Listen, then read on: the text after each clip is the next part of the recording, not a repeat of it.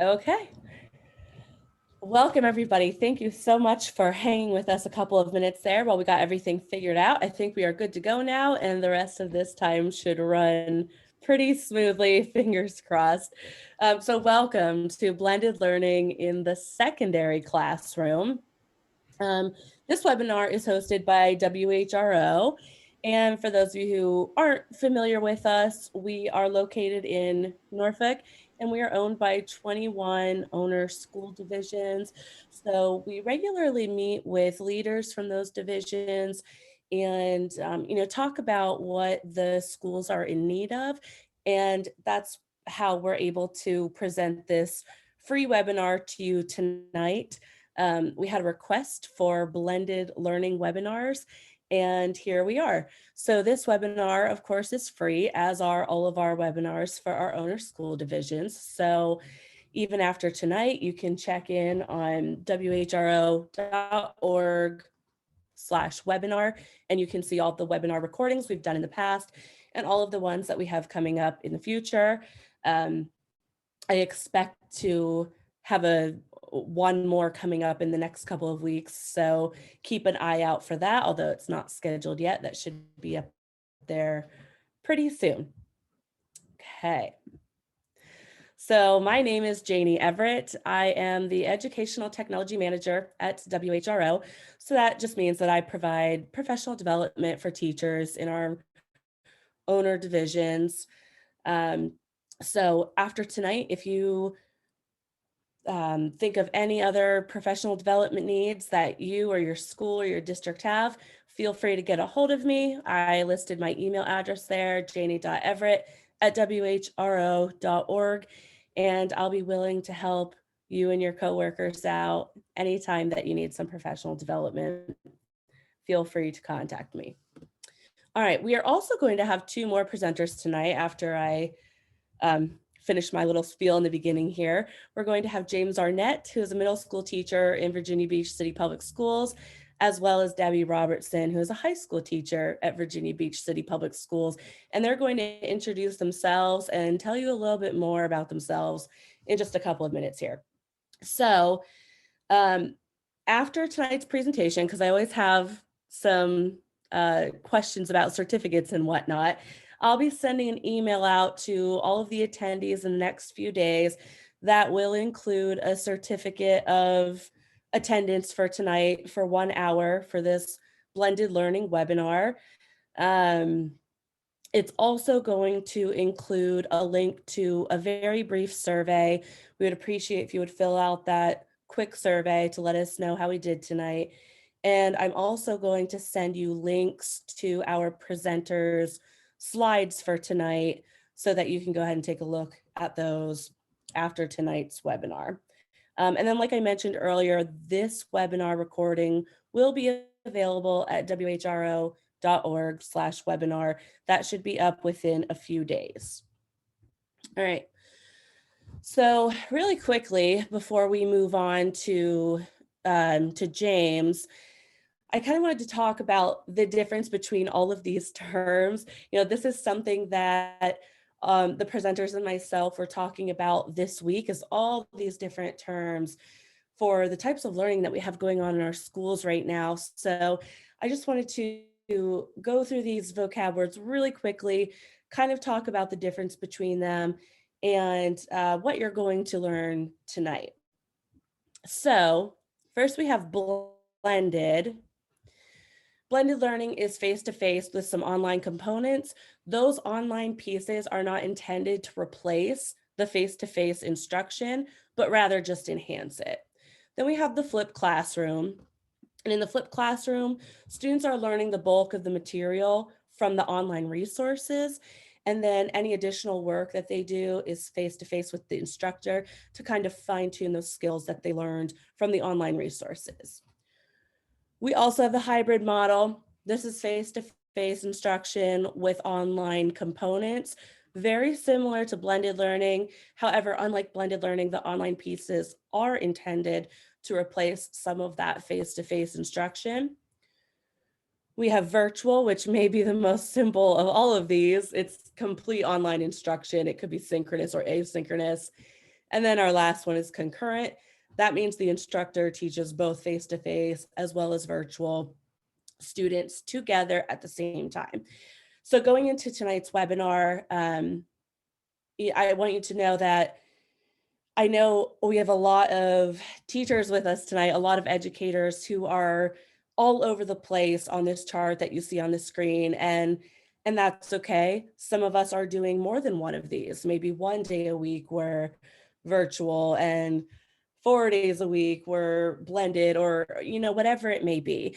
And our presenters tonight are going to talk to you about what they have going on in their own classrooms. It may look similar to what you're doing. It may be a little bit different. Regardless, I think you're going to be able to pull some tools and tips and strategies from them that you can do in your classroom, regardless of whether or not you have the same exact setup as our presenters. These are just really experienced professionals who have been teaching for a long time and are here to share what works for them. And hopefully you can take one or two of those things and make it work for you and your classroom as well. And the very last thing I have before I pass this over is I want to talk about the term LMS, because that's something you're going to hear probably quite a bit tonight. When you hear us say LMS, we're referring to Learning Management System. And that's just kind of one place where educators keep all of their online resources for their students. Some of the popular ones that you'll see on the screen are Google Classroom, Schoology, Canvas, Moodle, Desire to Learn, Microsoft, Blackboard, and so on. Again, our presenters tonight use Schoology, so you're going to hear them speak about Schoology a lot. But if you are at a Canvas or a Google district, don't get discouraged, because all of the tools that they're going to talk to you about tonight also work with your learning management system. And a lot of them will just work on their own independently without an LMS as well. So if you hear LMS, that's what we're talking about. And that being said, I think we are ready to move on. Jamie, are you all set? Are you ready to go? Thought Debbie was going first. Oh, my bad. I can go first. Okay. All right, Debbie, you can take it away. All righty.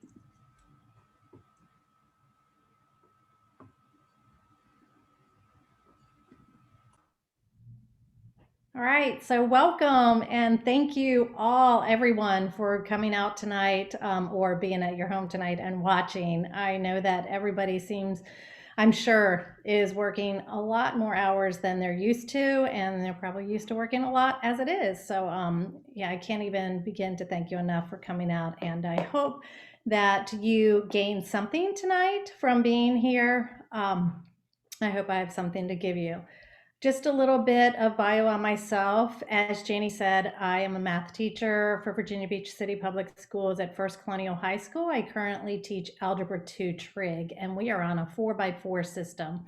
If you don't know what that is, that technically means that students take a full year course in one semester. All right, my background is that I have started with a BSBA in accounting, and 10 years later went back to school to get a Master of Arts in Teaching Secondary Math. This is my 23rd year of teaching. I have some curriculum writing experience, quite a bit actually, and presenting at TCTM and the Digital Summer Summit that BB puts on for its teachers. I had the luxury of doing a 2-week institute at NASA a couple years ago. And I will be honest with you, I have used technology in my classroom most of my career in some form or another, obviously a lot more now than I did, but that does not make me an expert. I am here today because somebody saw what I was doing in my class and recommended me to, or asked me literally to share what I was doing. So that's what I'm doing. I'm literally just sharing, and I'm hoping that I can help you with what you are doing. And I've All right, there we go. So the first thing I really want to point out to you is we have to remember whichever one of those modes Janie talked about you are currently teaching in, okay, is that students need to be engaged. If they're not engaged, they're not learning, and that is literally the bottom line. In a face-to-face environment, as you see here, it's very easy to see students being engaged. This girl, yeah, she doesn't look so engaged. But over here, all right, so you know what? She's on a laptop. Looks like she's learning virtually. She might be in a classroom, but she looks a lot more engaged, and that's what we want to see. So how do we get our students engaged when we're either face-to-face, we're virtual, or maybe concurrent? And our term of concurrent in Virginia Beach is that virtual and face-to-face at the same time. I do have some experience with that earlier in the year when we did bring some of the kids back, but some were still virtual. Well, you need to build relationships just like you do when you're just face-to-face. You can still build them with your virtual. Honestly, I can tell you the first week of school, I already began to love my students. I am blessed this year, I will tell you. I have the best students in the whole world. Questioning techniques, and again, whether you are teaching face-to-face or virtual, questioning techniques, it pulls kids in. It gets them engaged in what you're talking about. Obviously, engaging activities that get them doing something, and holding students accountable. That's not, sometimes that people feel like that's a negative connotation, but literally when they're held accountable, they realize somebody cares. So how do we make this happen, especially in the current environment that we are in? Well, the first thing I want to tell you, you're going to see a lot of things tonight, and there's a million things I think out there for you to try. Keep it simple. Only try one or two strategies at a time. Once you've mastered one, then you can try something else, but don't overwhelm yourself with all of the possibilities that are there. Purposeful planning. Think about what are your students going to learn and how are they going to learn it. Work with your colleagues and share the load. There is no reason for every teacher teaching the same subject to create the same exact wheel of which the kids are going to learn from. Work together, work smarter, not harder. Set expectations for yourself and your students. Check for understanding. We're used to doing this in the classroom, but make sure you're checking for understanding in that virtual environment also. And more so now than ever, be flexible.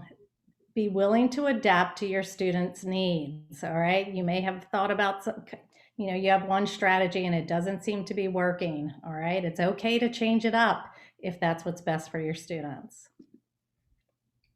All right, so what are we gonna need to make all this happen? Well, we're gonna need some technology resources. Like what?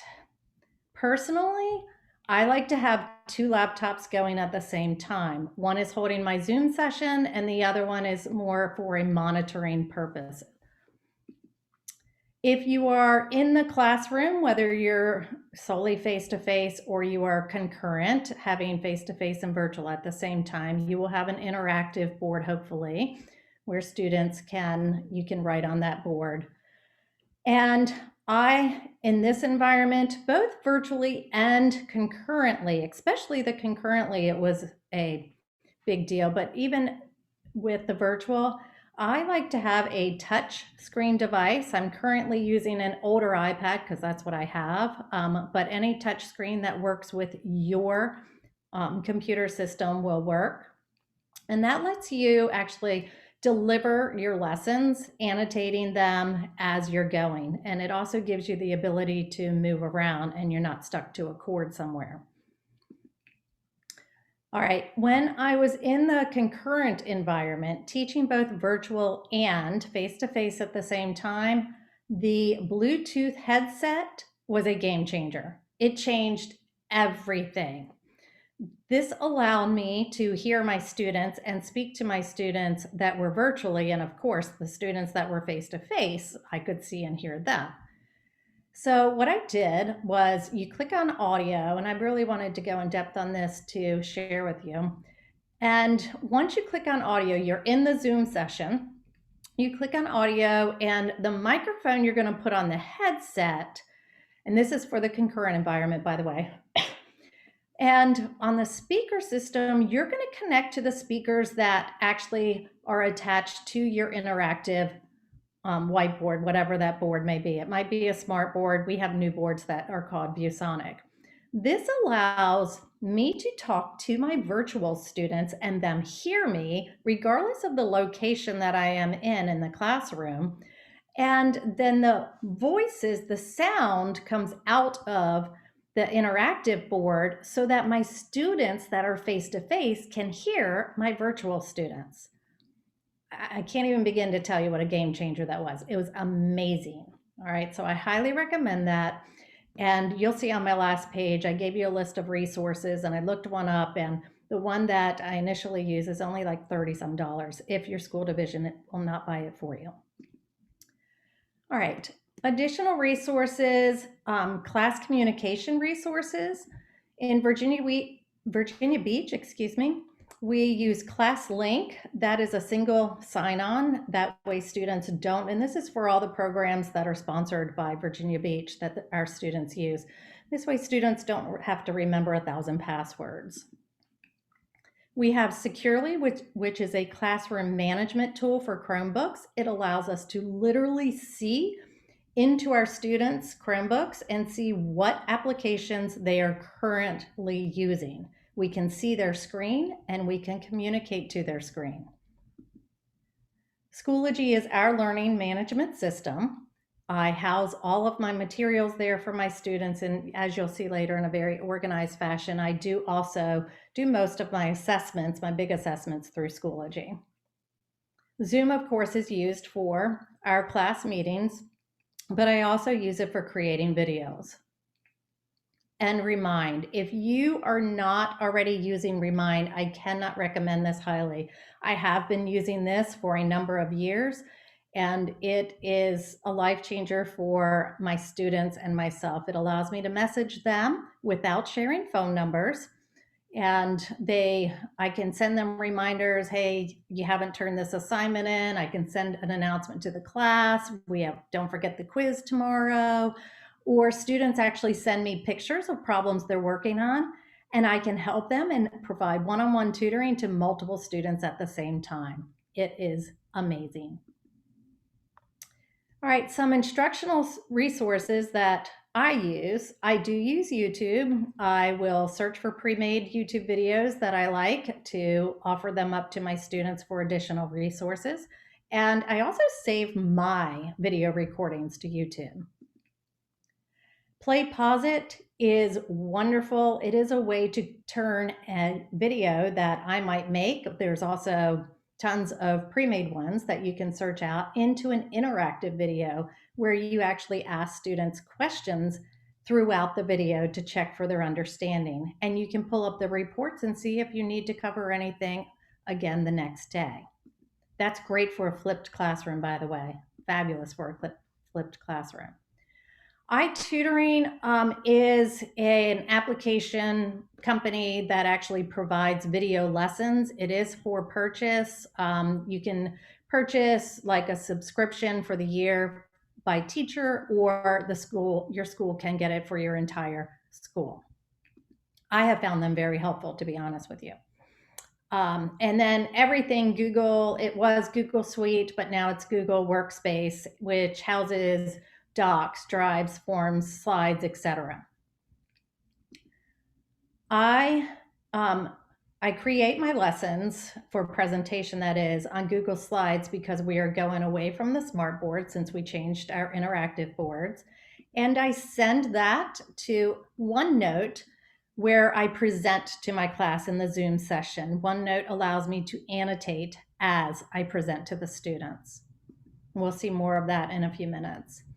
And I do suggest Desmos, not just for the calculator purposes, but Desmos actually offers a number of learning activities. So if you go to teachers.desmo, you can, and this is probably more for math, I assume, you can search the topic or learning targets that you're looking for, and you will find some great activities to work with your students. All right, the student interactive resources that I use are Jamboard. I personally love Jamboard. I use that during warm up and in breakout rooms, and we're going to see a little bit more of that in a moment. ClassKick, I will also use for either a warm up or an exit ticket to see what the kids have understood from the lesson. And I prefer using that in individual breakout rooms because the kids actually get their own slide to work on, and they prefer to ask me questions when they are alone versus in a group. All right, MathSpace is my program of choice for assignments. We'll get into that in a few minutes. iExcel, I have always loved iExcel, but I use that more for extra practice or assignments when MathSpace does not have what I want. I will use Schoology assignments with Google Drive. So they're connected together, and students will pull up something from a Google Drive and be able to work on it. I do that more with a test review when I want to see all their handwritten work, through which they will use the Adobe Scan app, which is another life changer, literally for anybody, business or education. The Adobe Scan app will allow you to take a picture of a page, whether it's handwritten or typed, and if you have a bunch of mess all around it, it will not show any, it literally just has the picture of what you're talking about, and it clears it up. There's no shadows or anything else. It's fabulous. And then the kids can just upload it directly to that Schoology assignment. All right, TeacherMade is a new find of mine that I have found to be wonderful. It will turn a PDF. If you have worksheets that you really love and you want to use, but we're in the virtual world, it will turn that worksheet in a PDF form into an interactive worksheet, and it will grade it for you. That's pretty amazing. Oh, and it also has math symbols. So you math teachers out there, it will allow students to enter algebraic expressions. So pretty awesome. Quizzes is a very common app, but I will tell you, my students always tend to love it. It uses gamification to engage students, and they tell me often that they enjoy the quizzes. So they actually like it better than Kahoot. I think, again, it's that individual thing they like. All right, so what's next? You need to be structured, all right? You have to have a structured learning environment. And again, structured also means keeping it simple for everyone, your students and you. So part of that structure, this is an example of the banner that sits at the top of my Schoology page. It has all the links. You can see my Zoom meeting links. It has the links. These are just fake links, by the way. A couple of them are real because it was okay if you saw them. And you see in the alarm thing up here, okay, anything majorly important, like, oh, there's a quiz on Monday. And here's our virtual schedule. I know a lot of you are curious as to, well, what does your schedule look like? So this is our current virtual schedule. On Mondays, we have asynchronous learning for our students. That allows teachers to have additional planning time for putting all of this together and also to participate in professional development. Then we have our block one. Block two, we have a lunch flex time, which is longer than our normal lunch time, and that provides kids the opportunity to get away from that screen, take a break, get something to eat. I'd like to say I get away from it, but I don't. And then we have our third and fourth block of the day. All right, just a minute, I need to, there we go. All right, then.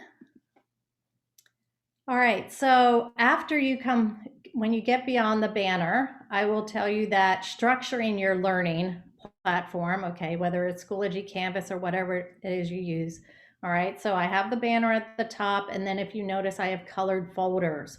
Those colored folders are very specific with what week are we, what are the dates, what unit are we in, and then if you see under week 17, for each day, it is also labeled very clearly so that students and parents can find whatever they need, cross-reference between date, lesson, etc. at any time. And I think that's really important. If kids don't know what they are supposed to do and when, or where to find things, sometimes that causes them to shut down.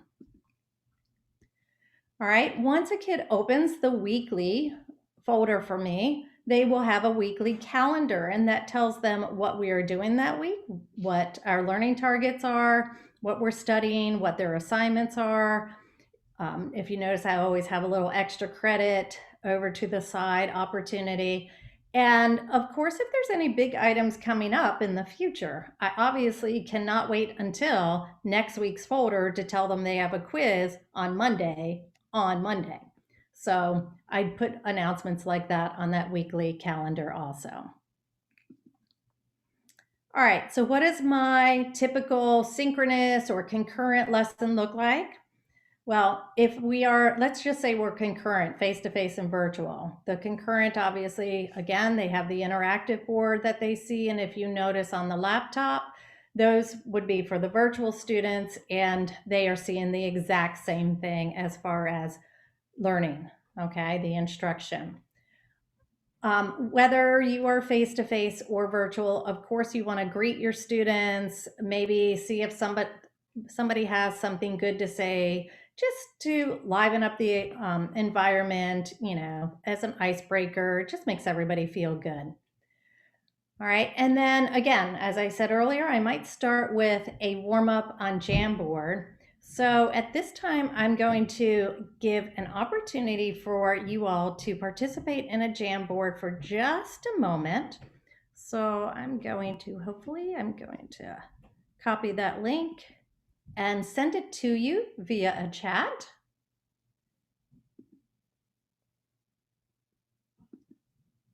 And I'm trying to get to everyone, panelists and attendees. All right, so I have sent you that link. And now if you would like to go to the Jamboard, I will go to my Jamboard.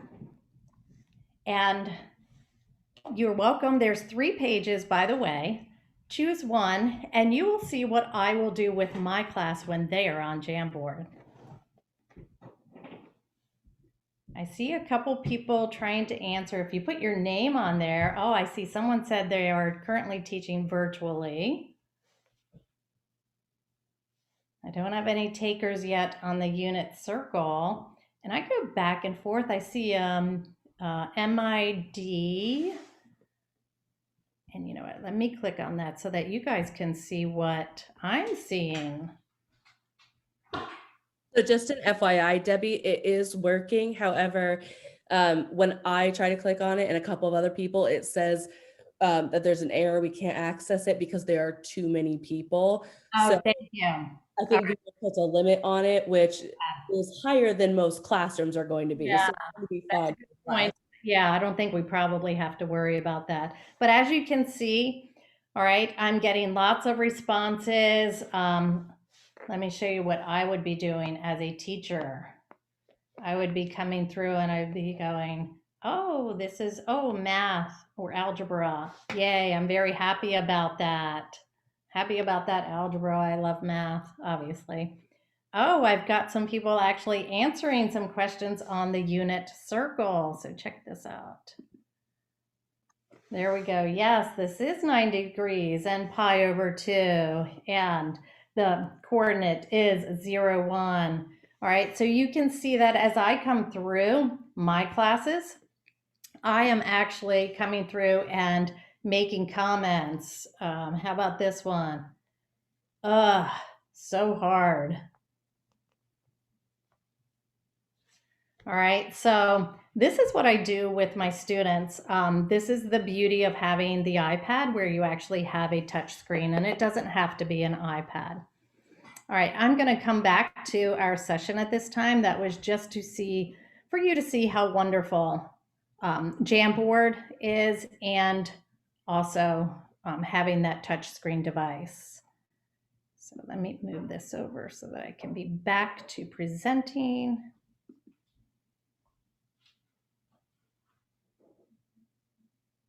Hopefully it's all gonna work well right now.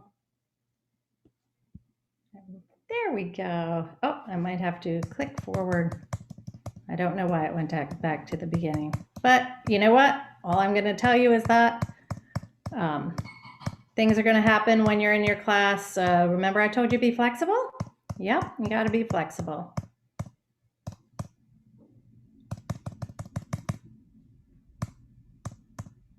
There we go. All right, so that was our Jamboard warm-up. And again, my lesson, I will put on Google Slides. I develop it on Google Slides, but then I send it to OneNote, and then I will maybe do an exit ticket on ClassKick and have an assignment on MathSpace. So this was an example of some of my students' work one day on a warm-up, but we just had the experience of seeing Jamboard, so I will let you move forward from there.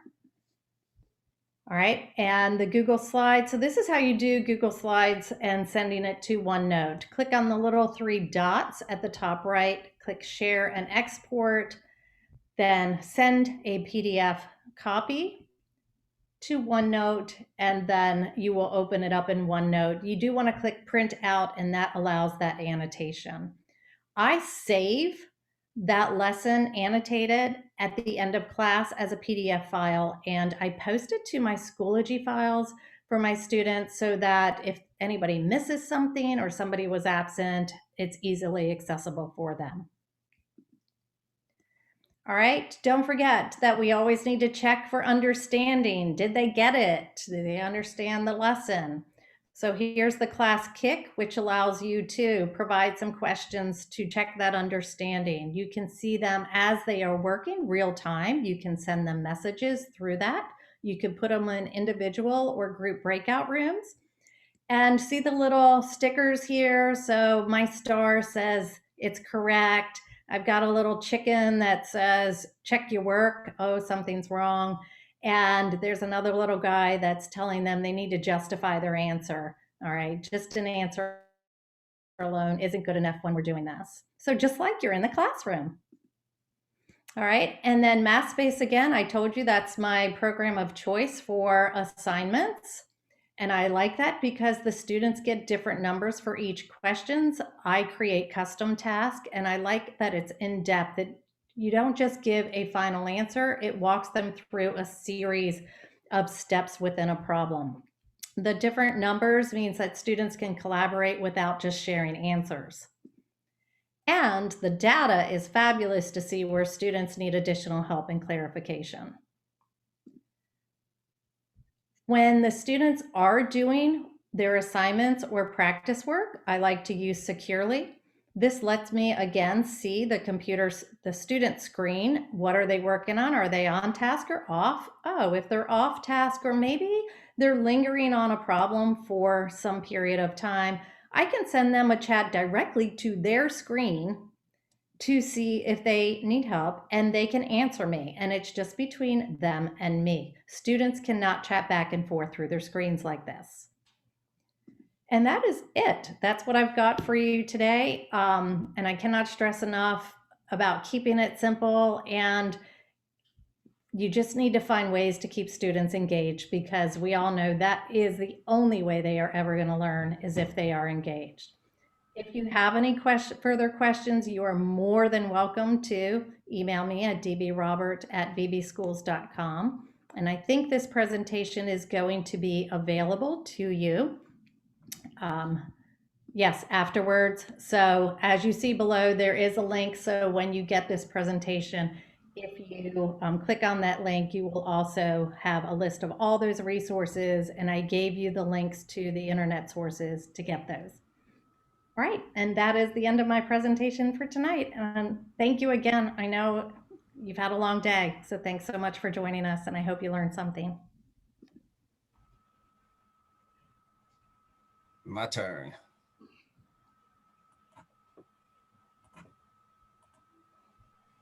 All right, how y'all doing this evening? My name is Jamie Arnett. I'm a 6th grade math teacher at Prince Sam Middle School. Small fact, Debbie's husband was actually my middle school wrestling coach when I attended Prince Sam Middle School, and now I get to teach there, so that's kind of neat. But my approach tonight is going to be a little bit different. My students tend to tell me I talk 100 miles an hour, so what I've done is I've actually typed out the slides for you to read. So we'll share the slideshow at the end, or it'll come from Janie at a later time. But that way, because if I am talking too fast, you'll be able to kind of go back and check in. So a little bit of background about me. Again, like I said, I'm a Virginia Beach City Public School alumni. Went to Prince Sam Middle School, Kellam and Green Run. Let's see. Okay, let's see. Oh, hold on a second. Good. All right. Janie, is it coming through all right? Okay. All right. Went to James Madison University, graduated in 96. I also got my master's in supervision from George Washington University. I was a former teacher of the year. Just finished my 23rd year teaching. I do a summer enrichment camp with Virginia Beach students called Horizon Summer Enrichment. We pull underprivileged kids and teach them a 6-week enrichment program in the summer. I also coach wrestling in the area, and I'm the algebra readiness coordinator for the school. All right, so we go into present mode. So, all right, moving on, let's see. All right, my goal as a teacher in a concurrent environment is to make the virtual students feel as if they are in the classroom, ensure they're getting equitable access to the curriculum, just like the face-to-face students, and to make them feel comfortable asking questions and excited to participate in lessons. On a side note, I was fortunate to meet some of these virtual students by accident. I was running up to school as they were actually taking their SOL test, and ran into them, didn't know who was who because they were in mask, and they're usually, they don't have a mask on. And one of the little girls told me, "You're small in person, Miss Arnett." I was like, "Thank you." So that was an interesting dynamic that I learned being in this virtual and face-to-face environment.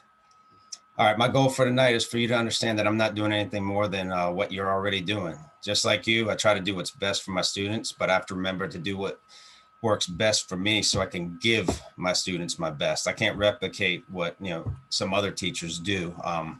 It'd be a hot mess. So I try to find things that work best for me, so I deliver the curriculum to my students. A couple of things I want to bring to the forefront before I get into it. Developing strong working relationships is my number one. It's real tough for these kids now, so you need to find that connection. I know who my surfers are. I know my artists. I know who my Star Wars fans are. I know I have a virtual student with the last name O'Neill. So when we're teaching virtually, I wear my hat all day long. In the concurrent environment, bring the hat to school, check it in, set it down on the desk, just a little, and that's just for one particular virtual student. So I try to do little things for each student, but that's just kind of an idea.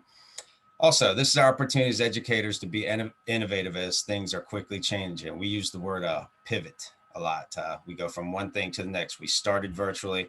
We went concurrent with virtual students. I had, when I was in the concurrent environment, I had face-to-face students. As numbers were going up, parents would keep them home and they would attend class virtually. So that was always changing. So I had to take attendance carefully.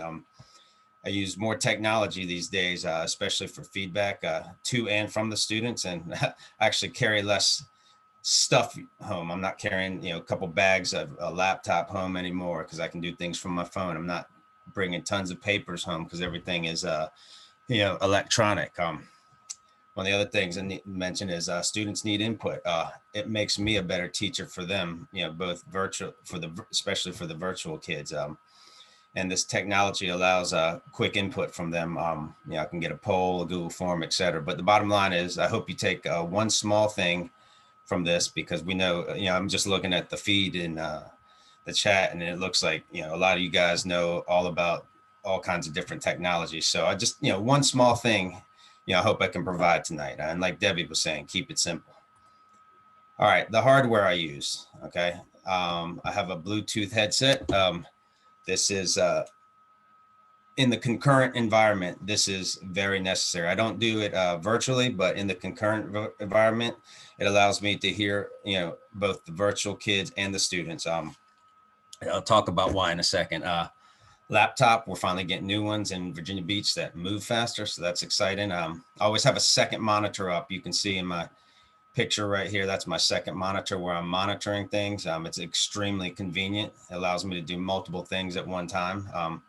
Use my iPhone with the Zoom app to join the meeting as a document camera, and I'll hang it from the gooseneck phone holder, as you can see in the picture.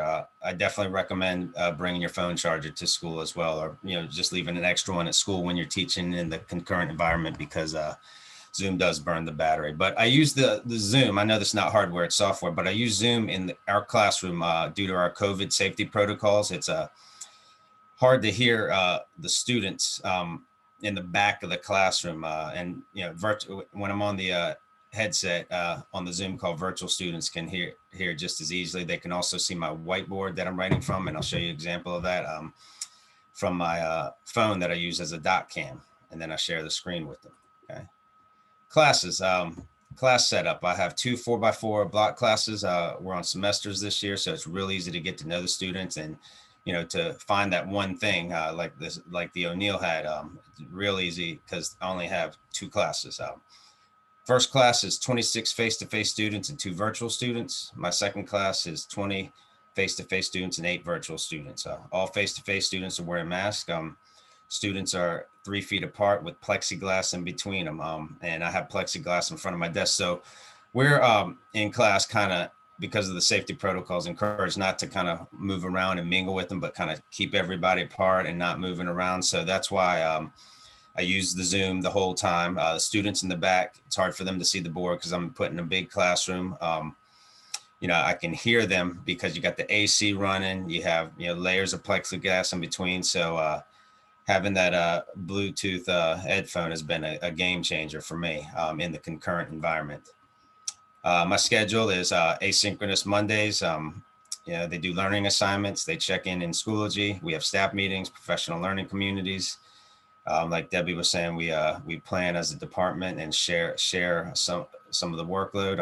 I update the grade book, email and call parents. That's kind of huge. It's a great time to connect with the parents and update the students via Schoology. We have office hours, planned office hours, like from 11 to 12, where individual students can get remediation, and then from 3 to 4, students can pop in for enrichment, review, remediations, student questions, and again, they just pop in and out sometimes. So those are Mondays. Now here's where it gets a little tricky when we're concurrent. I'm lucky. We have 2 6th grade schedules, and of course, I was lucky enough to get the one where there's the break for lunch in between, the core, and then we go to study call. So from this pulse check all the way to Panther Prep, I have to check the kids in and take attendance, and it's kind of tricky. So a couple little things that I do. I'll tell you about that in a minute. So from 10 to 10:30, that's advisory. It's my Core 1 students. We have morning meetings, goal setting. Now that first session in Core 1 from 10:30 to 11:10 is usual review, small group remediation and enrichment. Then we take the lunch break. Then we go to session 2 where I present the new material. We do skills practice in breakout rooms, math games, and exit tickets at the end. Then we have our Panther Prep, which is like a study hall. I have a Zoom link where students can join in for that. And they can join in from both classes for questions or remediation or review games. Then I have my planning period, and then Core 2 is at the end. It's a continuous class from 3:15 to 4:30, but we kind of follow the same schedule, except we don't have the breaks in between. All right. So one of the little things I did, this was hard for me. This is why I'm sharing this with you guys this evening. This was taking attendance with all those breaks was very hard. So I had to find out what worked best for me. So I always have music going as they enter the Zoom call. If they're virtual, they're all the dancing, singing in the background. I have a mic check for virtual students. As the face-to-face students are coming into the classroom, while this is all going on, I'm giving them a spritz of hand sanitizer as they log into Zoom. The tricky thing with this attendance was I have to be careful because some students are attending virtually. So if they're not in their seat, I have to go and look on Zoom. And this is where the extra monitor comes in. I can see the student in on Zoom. Their mic doesn't work, just send me a message in the chat. They're pretty good about that, but get that Chromebook fixed. All right, software I use for communication, all right, and information. Schoology, like we're saying, is our main platform in Virginia Beach. I put links in one folder for Zoom so the kids can join, and then there's another instructional folder. And I'll show you an example of that in a minute. It's organized by date and topic for easy navigation for the, especially for the virtual students, or if a student's absent, they can find everything. Some assignments that they have to submit are in there, and the unit tests are also in Schoology. I also use a daily Bitmoji classroom for kind of a more colorful presentation. As you can see, my screen's been blue for most of this one. So the Bitmoji classroom is a lot more colorful. It has the learning target, daily quote, announcements, links for video resources, their notes, quick visual references, and their homework. Thought about doing one large slideshow for each unit, but a separate slide for each day. That's something, I'm learning and see what's going to work best for my students. Another software is in Schoology. It's Messenger. It's my main communication with all the students, but especially the virtual students. And I also email the parents, as you guys already do. One of the things I like about Schoology Messenger, late work. Students can submit late work. They'll copy the URL, just paste it in Schoology Messenger, send it to me. I can find it and grade it quickly. It's a grace for all during this crazy pandemic, but I let my students turn in late work, and they figure out that it's real simple as copying a link and pasting it. They're definitely getting that in pretty quickly, and no questions asked, whether they're virtual students or face-to-face students. All right, so a Schoology sample. Let me go ahead and escape here. Schoology sample, how it's organized. All right, so here's my Schoology classroom. Here's their schedule. There's the welcome folder that contains all their links to get into the classes. And here's my instruction folder. So this is what I was talking about, where we do it by, I do it by unit, but for instance, today we're in unit 7. And in here I have a graded work quick links. These are all the items that are due for a grade, or that will be assessed during that unit. Okay. And then, so for instance, today, if the student was absent or a student's virtual, they'll go in. There's the Bitmoji class. There's an activity that we did right there. Okay. Then the Bitmoji class. So I'll show you an example of that as well. Here's what I do with their Bitmoji class. I have the date, the learning target. This was today. They have video references, a link to their class notes. So if they're absent or they're virtual and they miss something that I say, they click on it. And a lot of times I'll upload class notes from prior years, but I tend to cover it, and I could supplement it as needed, but they'll go there and there's some notes that they can work on or review, I should say.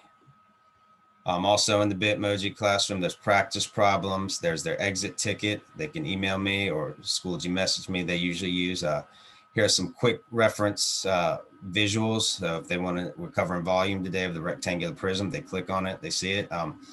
Homework's linked in there, real easy for them to get to. And then I do a daily quote and they apply it to math class.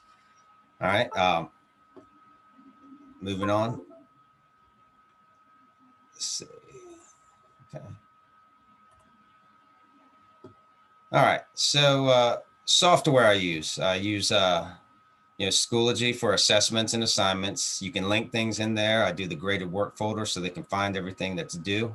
I use Google Form mainly for exit tickets. I actually display it to the students at the beginning when I go over the learning target, and I'll show them what's coming. I'll delink it and then I'll relink it when it's time for them to take it.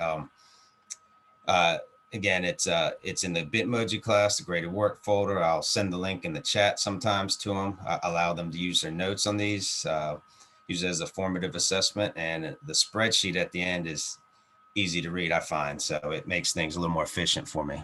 Use Google Docs. You guys know how to use Google Docs. I will actually send a link and they'll actually work on a Google Doc in a breakout room. Talked about IXL.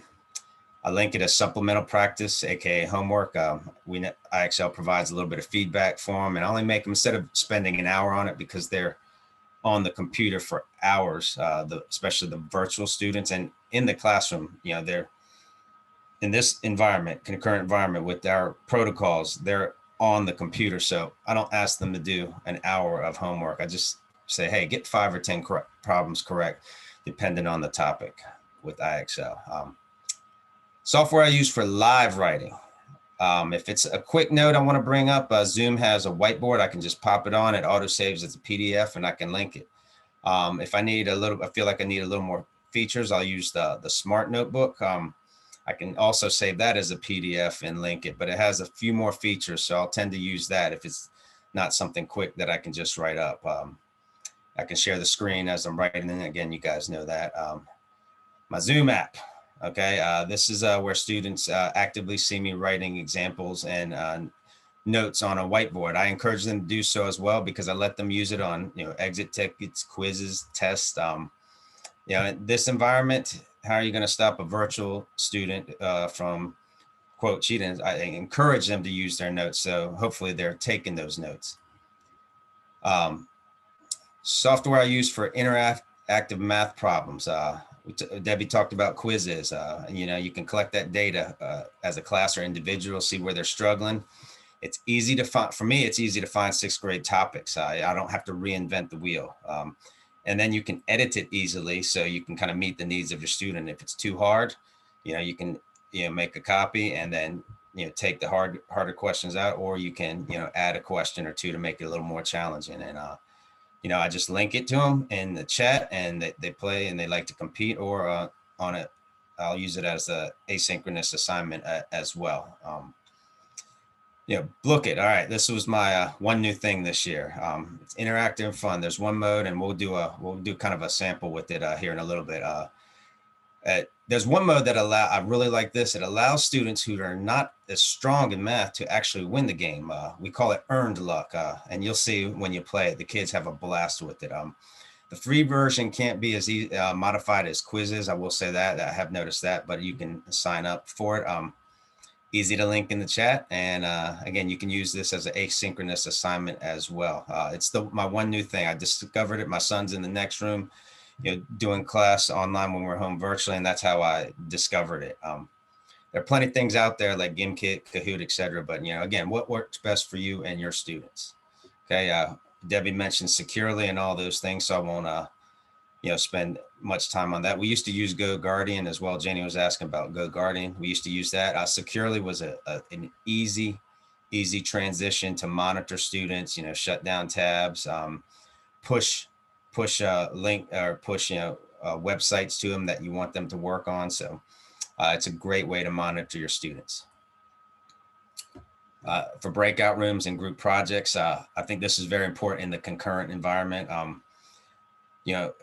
feel like some part of me takes a risk doing these breakout rooms because, who's monitoring them? So you just have to set those expectations at the beginning. But this is where, when the kids in the classroom are working with the kids at home in these groups, they're bonding, they're getting to know one another, they're feeding off each other's brain. You strategically assign them. You guys in special ed know how to do that real well. You just strategically assign them when you think one kid's going to help another and bring the other kid up, and one kid's going to get those leadership skills. I always encourage them to have their mic and camera on, maybe not so much during the class, but during those breakout rooms, they have to have the mic and camera on. I spend a lot of time going in and out of these breakout rooms, monitoring, the students, giving them help. If there's any inappropriate behavior, I pass it along to admin, just like you would be in the classroom. Because if kids were working across the room in a small group and something was going down, you report it to admin. So, and also, like, a lot of times I'll put them on a Google slide where they all have the editing rights, and I can monitor those slides as they're working on them in these breakout rooms. A lot of individual response or feedback. I was mentioning feedback earlier. Zoom chat's a quick way to get that individual student response. And then I can give them verbal feedback. Say, hey, good job. If they put an answer to a question, like we'll do here in a second, you can set it to be host only. So that way kids are able to take that risk. And, whether they're face-to-face or virtual, they'll take a risk because they know only you are seeing the answer. So I find that that's one way I get more students to participate. Instead of calling it out a kid in class, they send it in the chat to host only, and you can give them positive or constructive criticism. Public, sometimes they like to see what everybody else is saying, so the students are real good about reminding me to switch it over to public so they can see. Padlet, you guys have used Padlet before. I like Padlet because it's a quick link and quick feedback. You can type or edit their little sticky notes on the Padlet. I like Google Slides for group responses when they're in breakout rooms. Easy to provide the link, but I can monitor the work as they're working on it. And I can jump into the breakout room on one screen, and then I can have their Google slide up on the other and type right on it, or talk about their slide. Recording lessons. These resources that I give to the kids in my Bitmoji classroom, the Khan Academy, and YouTube. Those are great video resources that get right to the point. If I need to pre-record and supplement anything, I'll use Screencastify, or if I'm absent, I'll do a quick message on Screencastify, and I'll just provide a link and let the kids go for an asynchronous day. I use the Zoom recording. I'll run it daily during direct instruction, even if I don't use it, so students know I'm recording regularly. So that's kind of something that kind of keeps them on track. All right, the dot cam. This is what I was talking about earlier. Keep it simple. If it works for you, great. If it doesn't, I'm going to go ahead and switch over to dot cam here. So I'm going to stop share.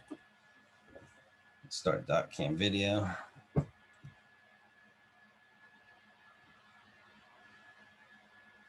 Let's see, is dot cam going? Nope.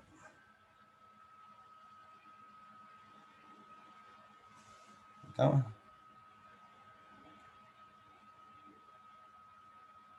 Start video.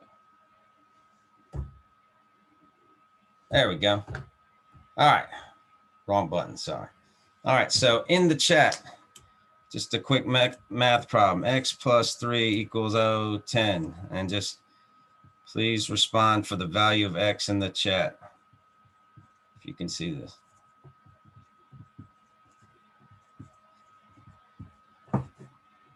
What is pardon my handwriting, it's getting late. And you guys can see how, people are starting to chime in. And, oh, you can't see it. We can see it. So you'll want to look either at the top or the side of your screen where you see all the tiny little videos of all of us panelists. That's where you're going to see. Hold on, I got it. Spotlight, does that work? There, yep. Spotlight. X plus 3 equals 10. Please respond in chat. What is the value of X? There we go. We'll go ahead and spotlight. And you can see as these answers start coming in, this is where I can say, all right, great job, Johnny. Great job, Mary. Oh, you're almost there. You're real close. Did you accidentally subtract, or did you accidentally add the two numbers when you're supposed to subtract? So you can get that feedback kind of like a lesson. And, and you don't necessarily have to call the kid out by name, and you can just, like I said, it can be host only. So they take that risk. All right. So that's how I use my Zoom dot cam through my phone. And plus it's like less bulky material to carry. So go ahead and stop that video. Let's cancel spotlight. All right, so I'll go back to me. There we go. All right. And I will actually, and then I'll go back to my, let's see, there we go. All right. Going back also, Blooket. Okay. Blooket. This is my one new thing. So this is pretty cool. I'll only take a minute for this. Again, I found it, just stumbled across it when we were actually home all virtually in my son's class. So am I sharing screen still? Oh, there we go. There we go. Sorry, I wasn't sharing screen. So Blooket. Again, this is just the one that I found that the kids really, really like, and they kind of get into, and it gives that kid who may not be the strongest in math an opportunity to, quote, win the game. And we call it, like I said, earn luck, because you'll see why here in a second in this one particular mode. So I'll go ahead and host it. And the kids love watching what's going on too. Gold Quest. All right. So I'm going to host the game. Player limit 60. It does have a player limit of 60. I'm going to set it for a timer for 1 minute, just so we can so you can get an idea of what's going on. So what I'll do is I'm going to put the link in the chat for you guys to, some of you guys can sign up and play, and you'll kind of see what's going on. So if we can get a few people to participate, you'll kind of see what happens where they're stealing gold. You won't see it on this end, but your end, you'll see what happens where you might be behind and you can steal gold. All right. And the neat part about this mode is a kid can come in a little bit later if they're having technical issues virtually. Or in the classroom, they can still come in and join the game. So as I click start, you'll still be able to join the game. So you'll see what's going on here. You answer questions, you select chest, you collect gold, and you take gold from others. Most gold wins after 1 minute. All right, here we go. And the music to the background is so charming. So we're doing, I chose this one because we're doing a volume of rectangular prisms. I actually did it today in school, played this actual game. And there we go, we have our leader. And you'll see the stealing that starts happening. It's pretty interesting how they swap. So swap and steal.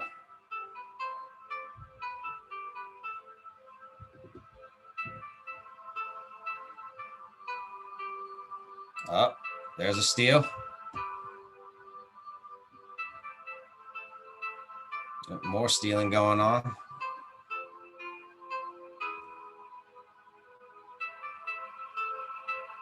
There's a swap. It brings you closer to the lead, and it's fun. They have such a blast with this game.